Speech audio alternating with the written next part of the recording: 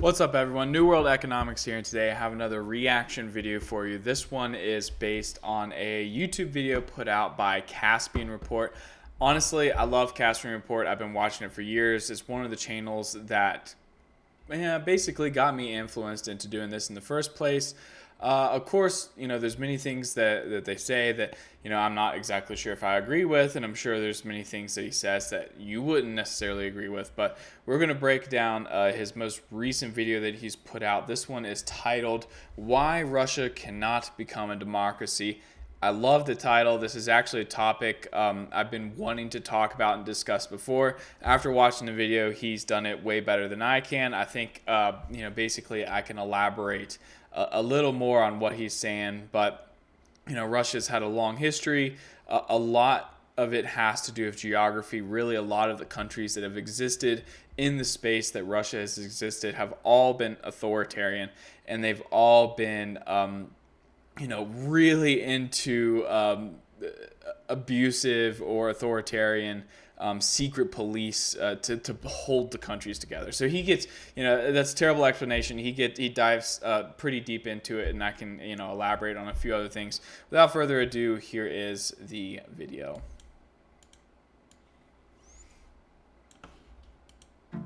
Russia is defined by its geography. Size is its most distinctive trait, a trait that is both an advantage and a liability. Much of its territory is indefensible. There are no mountains, oceans, or deserts separating the Russian demographic core from its rivals. Sure, Russia has buffer spaces in all directions, but keeping a tab on a nation spanning 11 time zones and nearly 200 ethnic minorities requires more than just buffer space. So, basically, the whole geography, how geography relates to politics, it's a big part of geopolitics. That's why we're always saying geopolitics is, very closely interconnected. When you're talking about nationhood, statehood, geography is very important. There's some key things that statistically speaking, looking throughout history, that need to exist in order to build a strong nation. First is this national identity. Obviously, you want everyone to be on the same page in order to grow in your strength. You look at the UK or the British Empire at one point. It was very much politically all on the same page. The things that they debated about in British Parliament, had nothing to do with international policy. You think about Germany, a strong sense of nationality led to both of the world wars. France, very strong sense of nationality. America, very strong sense of nationality. Russia, strong sense of nationality. So you want that national unity, and that national unity is most easily achieved through geography, right? So you want to have connections and interconnectivities within the heartland of your country. That way, most of the people have the same ideas, the same wants and needs. They're all communicated. Everyone, if you live in the same space, you share a lot of the same concerns, right? So having a good geography helps create that national unity.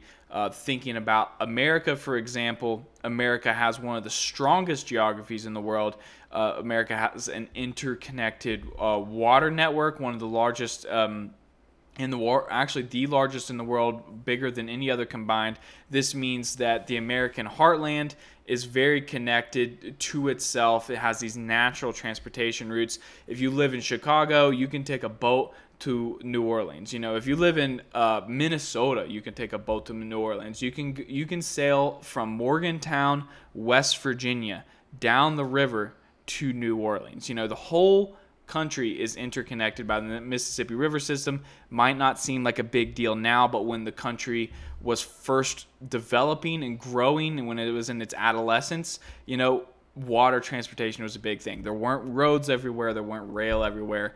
It was all about that interconnectivity on water. A lot of the same stuff exists in Germany. Germany is the center of Europe when it comes to rivers. All the big rivers flow through Germany. France has a lot of the same advantages. There's a lot of big navigable rivers that flow through France. So back in the day, that's how people got around. That's how people shared language, culture, ideas. Obviously, with the British, they live on an island. And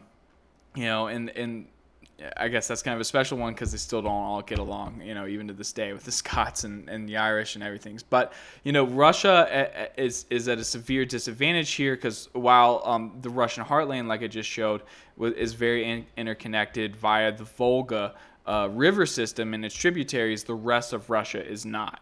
So it's very difficult to spread the Russian language and Russian culture to the far reaches of what you would call the Russian Empire. The Russian geography together from Kaliningrad to Vladivostok necessitates either wealth or force. But since the Russian economy has always been inadequate, force is the prevailing choice. By its very nature, the size of the Russian standing army and intelligence apparatus has to match the size of its territory. And this story of how the Russian government machinery evolved also explains why it cannot become a democratic state in its current territorial configuration.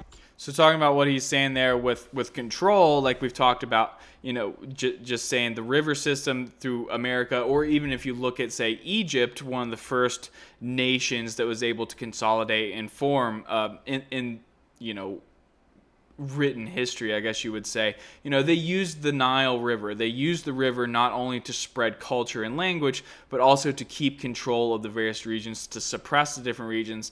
Thinking about Egypt, if there was an uprising, say, down or upstream, technically to the south, all the Egyptians would have to do is load up the army on ships, and they could be down there within a few days to suppress that uprising. Because luckily for the Egyptians, the river flowed north, but the winds blew south. It was basically like a natural transport system. So with Russia, on the other hand, it doesn't have those natural links of transportation. It's not easy for a centralized authority to exert control over the entire country. So they have to rely on a very extensive military presence within every part of the empire, along with an intelligence apparatus. I believe it was in one of Peter Zion's books, he discusses how a bare minimum to hold Russia together, the government is forced to have an army of 2 million strong and an intelligence apparatus of about 1 million strong. Russia in its current form has nowhere near that. It has about half that. It has the potential to have double should it pull up reserves, but it would be a big stress on the Russian financial budget at this moment. Despotism, it seems, is embedded into the Russian geography, and it is the unforgiving power of geography that determines the character and virtues of a people, or lack thereof. Today's May, every very large. Skip through the ads. I don't think you guys want to see the ads. Was tough in the 14th century, especially in the proximity of Muscovy. There were only 2 items that were commercially viable for trade: slaves and fur. But the Mongols. Little fun fact, if you guys didn't know, Slavs, all the people in this part of the world, Russians, Ukrainians, Poles, Romanians, originally that term, the term slave comes from the name Slav. Like they were the original slaves, traded out of the Black Sea to various different parts of Europe and the world. This is a long time ago. It's obviously not a thing anymore, but it tells a lot about like what drives the culture, the fear culture that exists in this part of the world. It's kind of always been there. Life in this part of the world has always been pretty brutal. Mongol conquest of Kievan Rus cut Muscovy off from the Mediterranean slave market, leaving fur as the sole export commodity available.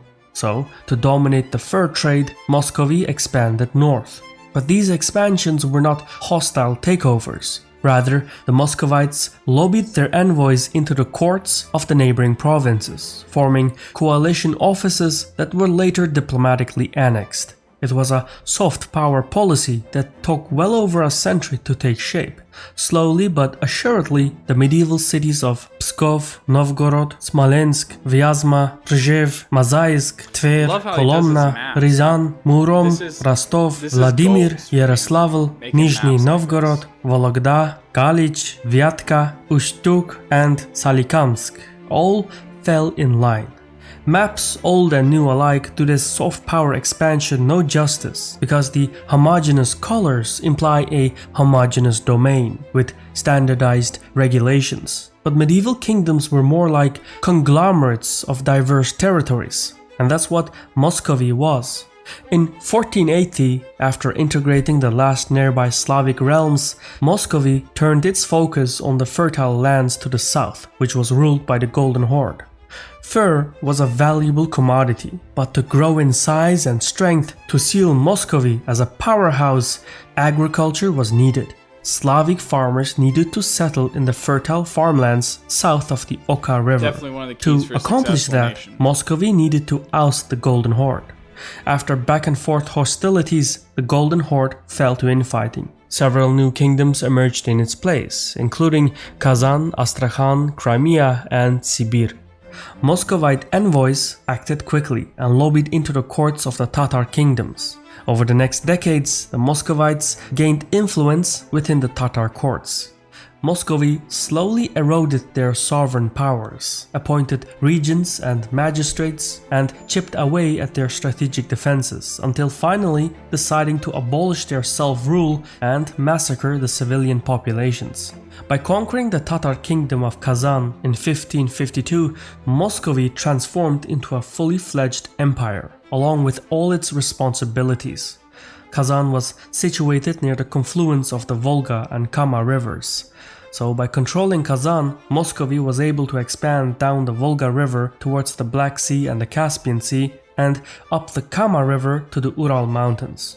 However, as Muscovy transformed into Russia, the power of the monarchy was centralized. This came at a tremendous cost to the civilian population. To keep tabs on the nobility, Tsar Ivan the Terrible set up the Oprichnik in 1565. It was the first political police in Russian history.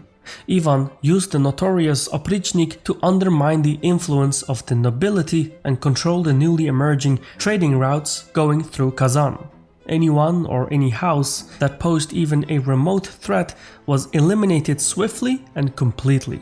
The Oprichnik was so competent in intimidating the populace that later Russian leaders kept employing it. And as Russia's economic center of gravity shifted south and east, the political police, by then reformed and expanded, became indispensable in holding the empire together. From 1551 to 1700, Russia grew by 35,000 square kilometers per year, or one Belgium a year. However, as Russia grew, it made serious new growth. enemies on all fronts. To the west, there were the Swedes, the Poles, the Prussians, and the Germans. While to the south, there were the Turks, the Tatars, the Cossacks, and the Caucasian tribes. Russia was Look at this though. This is the reason why Russians and Russian culture is like extremely paranoid. Like for long periods of its existence, you know, it was under siege from all these different countries around it. But like I'm not trying to say, oh, poor Russia, woe is Russia. You know, this is the time period and this time period, and I mean just currently now, like it's a big. It's a battle. It's a game of competition between great powers. You know, Russia's done awful things to its neighbors around them, just as its neighbors have done awful things to them. But you know, in the total terms of suffering, you know, of all the nations that exist in the world, the Russian, you know, I guess you would say peasantry definitely suffered the most. I mean, you know, hundreds and hundreds of armies have trudged across Russia and destroyed, you know, everything in their path, including, you know, various different Russian armies themselves. You know, it's just a country that's been at siege for a long time, or was at siege for a long time, and still in their historical memory, where they, you know, was extremely vulnerable to a coordinated land invasion, especially since its territory was mostly flat. What followed was a period of total war where Russia fought rival powers in multiple directions. It was either conquer or be conquered. And while Russia How many became more Russians have a secure stash the like bigger it that, got, though? an unexpected liability emerged. The new territories to the south and east had wildly different ethnic and religious populations who were not loyal to the Tsar, and rival powers repeatedly exploited the fealty of these minorities. So, to incorporate the new territories into the empire, the Russian leadership tried to remake the ethnic religious makeup of the regions through mass deportations, genocides, and assimilation programs. Yet, even so, Russia was unable to fully erase or pacify the indigenous populations. To mitigate the threat and enforce authority over the new territories, the Russians transformed the political police into a massive security network, giving it increasingly more abilities and responsibilities. Whether it was the Prikaz in the 17th century, the Akhrana in the 19th century, or the KGB in the 20th century, the intelligence network became an essential component that kept Russia cohesive. Crimes were committed in the name of empire. The only brief exception to Russia's history of oppression was in the 1990s. The last Soviet leader Mikhail Gorbachev and the first Russian president Boris Yeltsin led a process of democratization. The Kremlin relinquished its monopoly on political power, and individual Russians took control of their lives. But instead of liberation, a sense of loss came to define the national mindset. The chaotic transformation of the economy, going from a communist command economy to a capitalist free market, left large segments of the Russian population behind. Millions slid into poverty. The situation got so bad that in 1993, a coalition of nationalists and communists rebelled against economic reforms. A constitutional crisis emerged between the president and the parliament. To push his economic reforms, Yeltsin sought to dissolve the parliament. In response, the parliament declared Yeltsin's decision null and void and impeached him. At the same time, the country's self-aware constituent provinces were increasingly pushing for greater sovereignty from the Kremlin. By then, Russia had a few dozen federal subjects, including republics, autonomies, and territories, each home to distinct ethnicities. In southern Russia, the tiny region of Chechnya proclaimed outright independence. Things were moving fast, too fast. Anxiety filled the halls of the Kremlin. Years earlier, the Soviet Union had disintegrated into 15 republics. Now it seemed that democracy, with its minority rights, was pushing Russia towards another disintegration. No less than 21 republics, 4 autonomies, and 9 territories were on the verge of secession, and the existence of Russia was at risk. Seemingly, Russia could turn to democracy, but not in its existing territorial configuration. The choice came down to security and territory versus liberty and prosperity. That goes back to like what he was saying at the very beginning. Basically it's, either the best ways to implement democracy and implement that, sense of nationality, or I guess, that national unity. I guess that's what I'm trying to say. I'm not suggesting everyone go out and be a nationalist, but the best ways to implement that is to either have a good geography, and if you don't have a good geography, have a lot of money. Because if you can't move ideas and thoughts and language via waterways, which keep in mind are free. Hopping in a boat and going downstream and teaching someone Spanish is free. Only thing you're using there is your time. But building a road to get there, or building train tracks that has a price. And basically, if Russia were to be a wealthy country, if they were to have that money, they could build, good infrastructure, good road network, good rail networks all throughout the country. It would spread Russian culture more. It probably, would have spread the ethnic Russian population more to some of these regions a lot quicker. It would have spread the Russian language faster.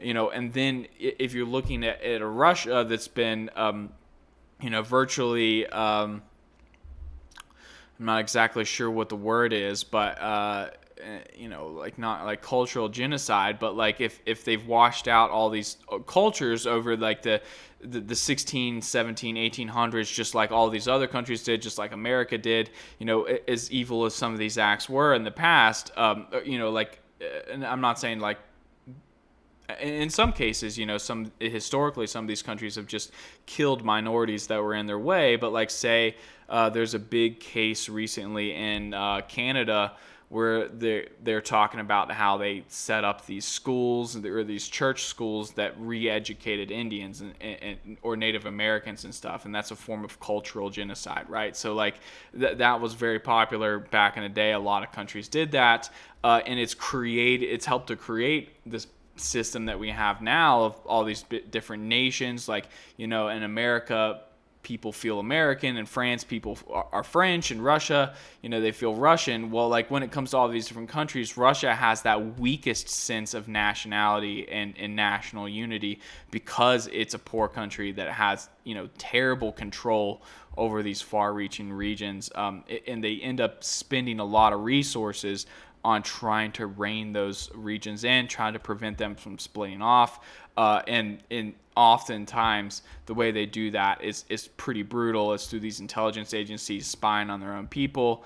And I think basically, like the whole summary of this thing is like, what is the alternative path really for Russia in terms of, what is there a better way to spread national unity?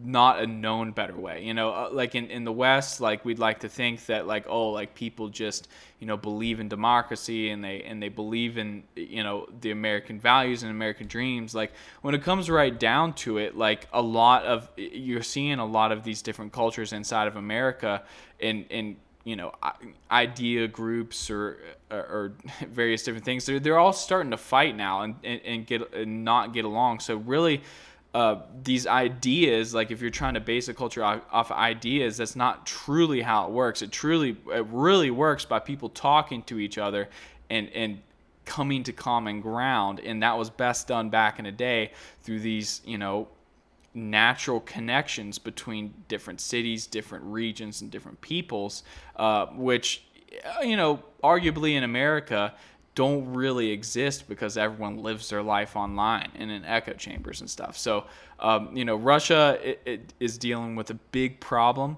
when you think of it that way. And the only other option to brutal suppression sometimes, or not always brutal suppression, but a lot of times brutal suppression, is just letting the whole thing collapse. Which a lot of people in the West probably would like to see happen, but arguably might not be the best thing in the world. Should Russia collapse, obviously a lot of different nations would immediately become nuclear powers.